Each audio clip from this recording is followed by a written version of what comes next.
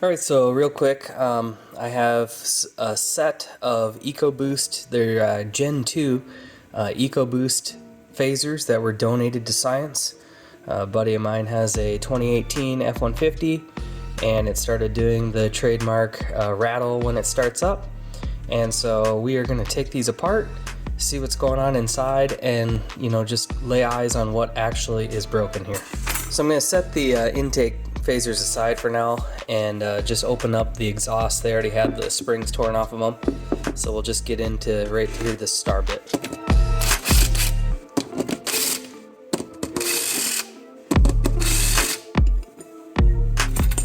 Okay, so on this one you can see this was setting down like about like so, and so you can actually see where this pin pushed back. It's supposed to lock right here and push out and extend when there's no oil pressure, but basically it looks like it was pressed backwards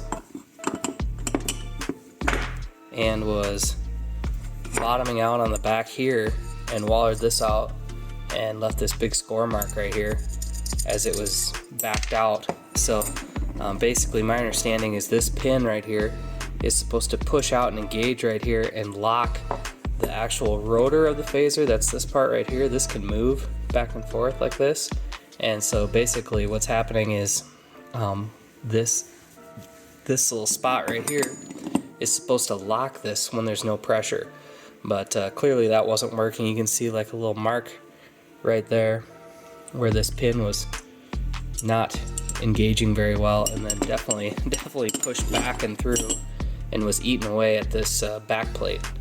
So that's not ideal. Actually, this would be the front plate. I'm gonna go ahead and open this other one here. So if you notice on the back here, as I pulled this off, this would, well, I guess keep saying the back, but this is actually the front. There's this little plastic piece right here that was completely missing in this other plate, and you can see where obviously if that's not there or broken, somehow got chewed up and gone, basically that just sits there and wears away and created a problem to where you would need this plastic in here to let this wear back and forth and not actually gall it up and have metal on metal. So I wonder if that wasn't the actual failure, is that you basically have two different instances here. This little piece right here is not in that other phaser, so it either broke up or who knows what could have happened, how it ever got out of there, but some sort of issue happened there.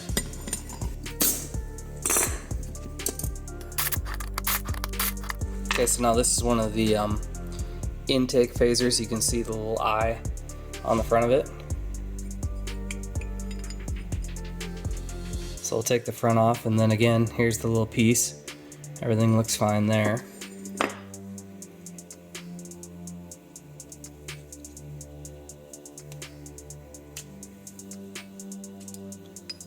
If I push the rotor out, you can see on the back here, there's a little bit of wear. This pin was sitting down in here, but there's a little bit of wear right there, where this pin slips in and out against that little edge right there.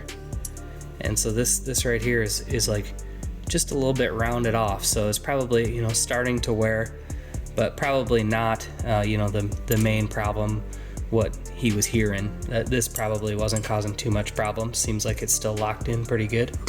We'll check out the other intake. In fact, actually I was looking in the parts pile for the exhaust phaser, and I did find that little piece. So this appears to be this after it's been worn away. I don't know if that's coming through on the camera very good. You got this little mushroom shaped plastic piece that's fully eroded away such that it actually went inside the spring and basically no longer was working. Okay, so here's the last intake. Take the front cover off of it. And again, see now this piece is fully formed. Everything looks fine. Check that out, and then I'm going to pull the rotor out. And you can see the pin right here. That's like the brake that holds it where it's supposed to be. And you can see there's a little wear there. you know, kind of a shiny spot right there. That was where it was scuffing back and forth, and I can catch a fingernail on it, but it's really not that bad. Just one of those deals. But I think, you know, majority of the problem was that one exhaust phaser with the piece that should look like this. Yeah, the spring, and this is the pin that goes over the top of it like this, and this whole thing should have compression. Well, anyway, this is what's left on that other one. Just about half of the spring probably. It's been worn away and probably ground up really. And then it was all stuck down in here. It was like stuck inside this pin. So obviously this pin was no longer being elevated by the spring. Therefore it wasn't holding up, and caused a bunch of wear on that front plate. And so that for sure was probably what was going on. So dang it, one little, I don't know, spring or this plastic piece, I'm not sure which broke there, but anyway, that caused the whole nightmare of an issue. But anyway, truck has since been repaired and runs great, and probably will be good to go because it has the new updated phasers, which look different. They just are totally different. Well, not totally different design, but they've been updated. They visually look different. Any novice can look at them and tell you whether they're new or old.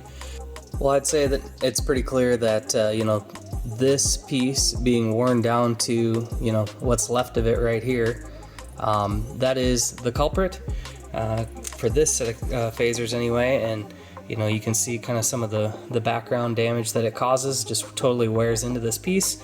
And then other failures I've seen, you know, is where this actually right here, where that pin is supposed to engage into here by this spring force right here. When it engages into here, this becomes all wallered out and like actually doesn't hold in there very good. So basically what you want to have happen is when the vehicle is cranking and there's low oil pressure, you don't want this to oscillate. This is that noise that you're hearing, that clacking and clacking noise is right here as the cam lobes engage on the actual valves. It basically slops this camshaft back and forth. The cam gear is spinning, or excuse me, the sprocket is spinning at the right speed, but the cam is actually, depending on where the lobes are hitting on the valves, it's slamming back and forth inside this housing, and that's what that rattling noise is. So at that point, basically without oil pressure and without that pin mechanism working, the actual cam is not in control. It's lost control of the camshaft, and it's just like flopping around in there. So that's what you don't want. That's what makes that ugly noise. And hopefully you learned something today. Just kind of tearing these apart. Hopefully you never have to look at yours, but if you do, now you know what you're looking for. Thanks for watching.